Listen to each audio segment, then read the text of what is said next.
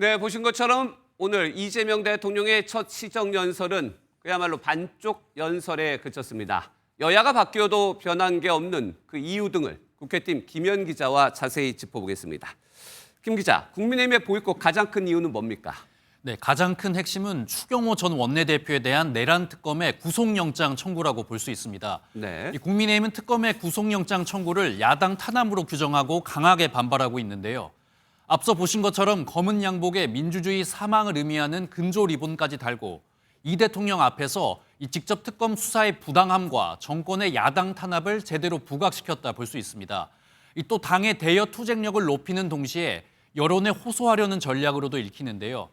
실제 국민의힘은 예산안 심사에는 참여해서 정부의 예산을 송곳 검증하며 투트랙 전략을 펼치려는 방침입니다. 네, 처음 보는 장면은 아닌 것 같은데 3년 전에도 유사한 장면이 있었다고요? 네, 그렇습니다. 지난 2022년 윤석열 전 대통령 당시 이 시정연설 때는 이 당시에 야당이었던 민주당이 불참을 했었습니다. 당시 모습을 살펴보면 규탄 대회가 열린 장소도 이 팻말에 적혀 있는 야당 탄압이란 구호도 똑같습니다. 저렇게 검은색 마스크를 쓴 모습까지 일치하죠. 그런데 심지어 시정연설에 불참한 이유도 똑같았습니다.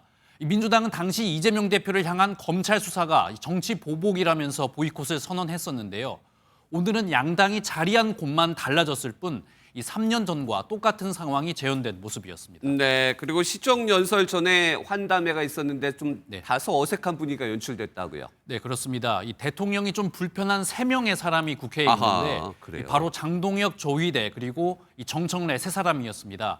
일단 장동혁 국민의힘 대표는 아예 환담회에 불참을 했고요. 이 민주당이 탄핵까지 언급하면서 사퇴를 강하게 요구하고 있는 이 조희대 대법원 장관은 이 조금 어색한 분위기가 엿보였습니다. 그래도 악수를 하면서 이 대통령이 감사함을 표하는 모습을 보이기도 했습니다.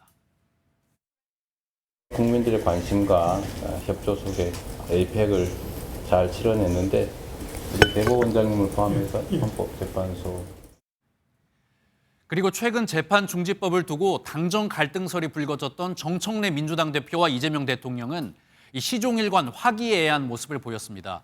정 대표가 직접 기자들에게 분위기가 아주 좋았다 말하기도 했고요. 또 갈등설을 의식한 듯 오늘의 포토제닉이라는 이름으로 이 대통령과 자신이 함께 웃고 있는 사진을 SNS에 올리는 모습도 보였습니다. 네, 여기까지 듣도록 하겠습니다. 김현 기자였습니다.